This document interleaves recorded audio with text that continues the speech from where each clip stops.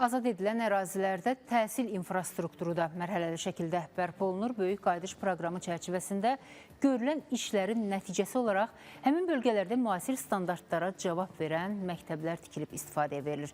Belə təhsil müəssisələrinin biri də Laçın şəhəri 2 nömrəli tam orta ümumi təhsil məktəbidir.